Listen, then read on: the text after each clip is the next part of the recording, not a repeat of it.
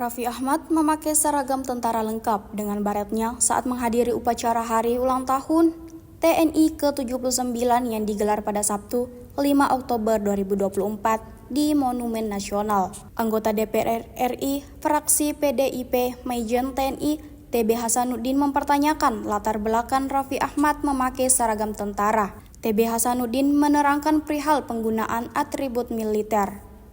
Menurutnya, perihal penggunaan pakaian dinas seragam TNI diatur dalam Skep Panglima TNI nomor Skep garing 346 garing 10 garing 2004 tanggal 5 Oktober 2004 tentang pedoman penggunaan pakaian dinas seragam TNI.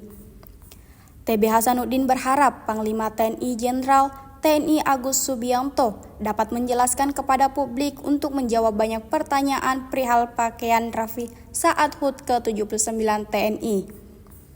Raffi Ahmad yang menggunakan seragam TNI itu langsung mencuri perhatian netizen.